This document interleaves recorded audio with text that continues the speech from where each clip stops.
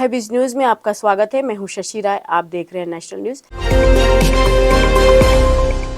जम्मू कश्मीर के कुपवाड़ा में सेना ने 2 आतंकियों को मार गिराया है। सेना को यहां कुछ आतंकियों के छिपे होने की सूचना मिली थी। उधर डोडा में भी 2 जगह इनकाउंटर चल रहा है। यहां गुरुवार तड़के आतंकवादियों के हमले में 2 सैनिक घायल हो गए थे। आपको बता दें, डोडा में ही 15 जुलाई को आतंकियों से मुठभेड़ में सेना के एक कैप्टन सहित 5 जवान शहीद हो गए थे।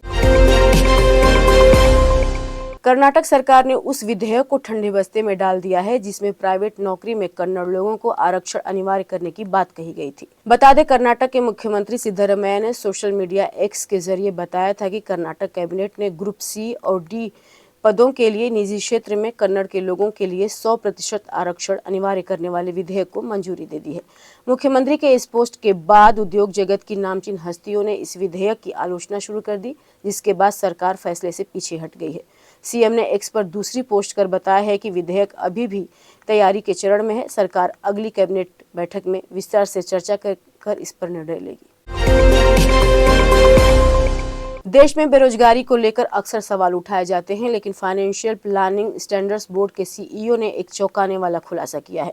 इनके मुताबिक फाइनेंशियल सेक्टर में पिछले साल 18 लाख ऐसे जॉब थे जिन्हें लेने वाला कोई नहीं था। उन्होंने केंद्र सरकार के नेशनल करियर सर्विसेज पोर्टल का हवाला देकर कहा है कि पिछले साल फाइनेंशियल सर्विसेज में 46.86 लाख जॉब पैदा हुए। इनमें से सिर्फ 27.5 पोस्ट ही भरे, बाकी के 18 लाख पद खाली रह गए। भारतीय नौसेना का युद्धपोत INS तेग ने ओमान तट पर डूबे 13 भारतीयों में से 8 को जिंदा बचा लिया है। इसके अलावा एक श्रीलंकाई नागरिक को भी बचाया गया है। साथ ही एक शव बरामद हुआ है।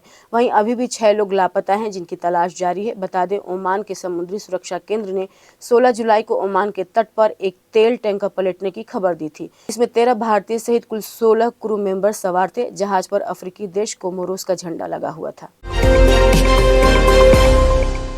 बजट पेश होने से पहले रिसाइकलिंग इंडस्ट्री के रेगुलेटर AI ने सरकार से एल्यूमिनियम कबाड़ पर आयात शुल्क हटाने की मांग की है।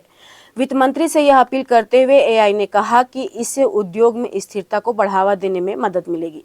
खबर के मुताबिक AI ने वित्त मंत्री को लिखे पत्र में कहा है कि भारतीय एल्यूमिनियम रिसाइकलिंग उद्योग के सामने सबसे बड़ी चुनौती एल्यूमिनियम कबाड़ पर 2.5% आयात शुल्क है।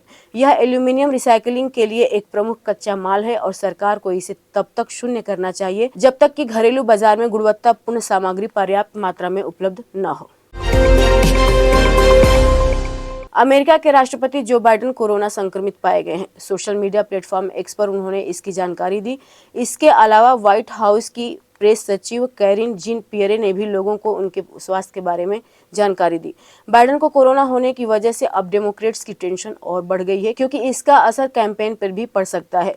बता दें, बुधवार को बाइडेन से एक इंटरव्यू में पूछा गया कि क्या वह राष्ट्रपति चुनाव की रेस से बाहर होंगे, तो उन्होंने कहा था कि कोई डॉक्टर अगर मुझे मेरी मेडिकल कंडीशंस के बारे में कहेगा तो मैं राष्ट्रपति चुनाव से बाहर होने पर विचार करूंगा।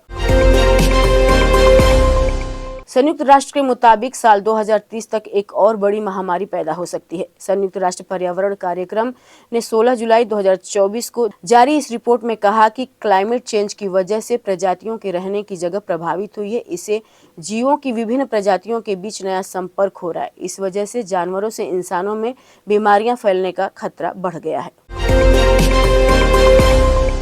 दुबई की प्रिंसेस शेख माहरा ने अपने पति को 3 तलाक दे दिया है। प्रिंसेस ने यह तलाक इंस्टाग्राम के जरिए दिया है। माहरा ने अपनी पोस्ट में 3 बार तलाक शब्द का जिक्र किया है। आपको बता दें, UAE उन मुस्लिम देशों में शामिल है जहां 3 तलाक पर बैन लगा हुआ है। यहाँ तलाक कोर्ट के जरिए होता है। वहीं ट्रिपल तलाक में महिलाएं अपनी तरफ से तलाक नहीं ले सकती। अगर महिलाएं खुद से अलग होना चाहती हैं तो इसे खुला कहा जाता है। ऐसे में प्रिंसेस माहरा का ये पोस्ट चर्चा का विषय बना हुआ है। हैबिज न्यूज में इतना ही। आप देखते रहिए नेशनल न्यूज। नमस्कार।